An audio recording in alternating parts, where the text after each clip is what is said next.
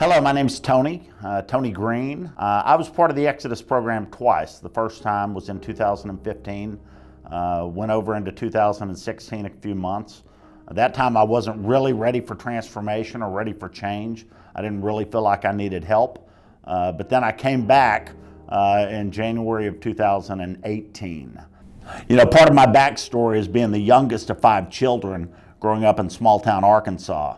We grew up in a home from the outside that was seemed very functional.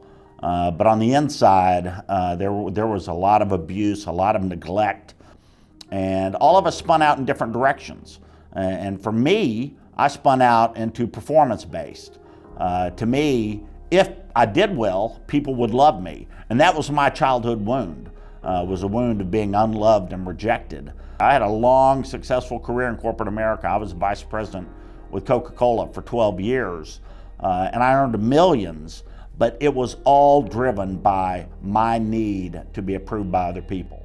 And for 29 years, I had alcohol abuse that went from college until I was about 39 years old when my mom died. Drinking was all about alcohol abuse. You know, I didn't lose any jobs, I didn't have any divorces, I didn't get arrested. And then all of a sudden, in 2006 or 2007, I started drinking all day long, every day. I started missing promotions, and it changed everything, and it got so much darker. And my drinking went from 29 years of alcohol abuse to 2 years of absolute alcohol dependency, 24/7. Drinking. If I was awake, I was drunk. And I was holding down a job in corporate America. I was functional, but I was getting less and less healthy along the way. I was getting sloppy in my responsibilities. I was in really bad shape in late 2017. This was in between the 2 times that I was in Exodus. And I got into 2018, and it was I was living in a homeless shelter here in Cincinnati. It's called Shelter House. And it's the kind of place where I had 75 roommates in a room, and you slept with all your clothes because there was a chance that they could get stolen by the next morning. And here I'd been a vice president with Coca-Cola.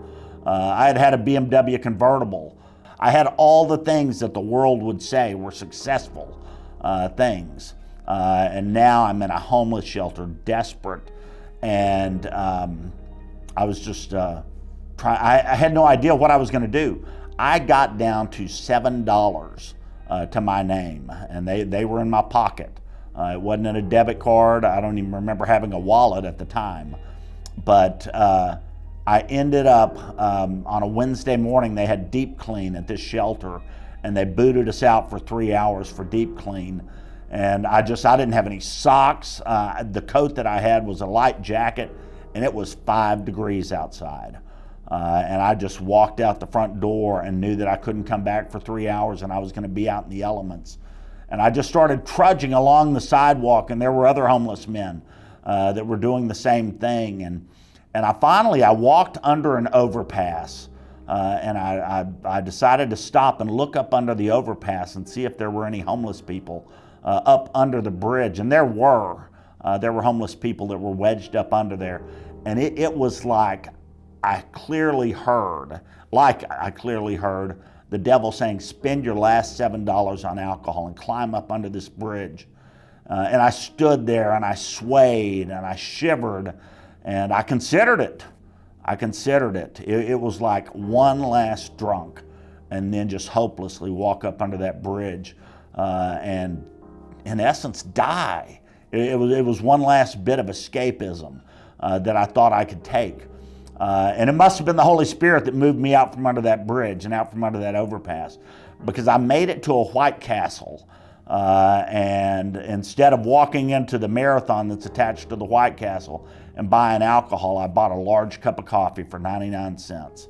And I just sat at the window and looked out the window. And I could smell the alcohol on the breath of my homeless buddy sitting next to me. But for whatever reason, I didn't drink that morning. But one thing that did happen, and I believe this was only of God, is I looked up and I saw the Cincinnati Museum Center, and it reminded me that City Gospel Mission and the Exodus program was just on the other side of it.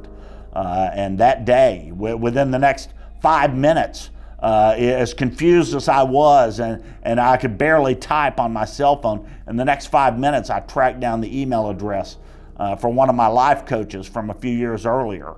And I sent him an email, and I thought, man, it could take hours, it could take days for him to check this email. And within 5 minutes I had a response back from him, and I begged him to interview me and to ask Miss Lucreta if I could come back into Exodus.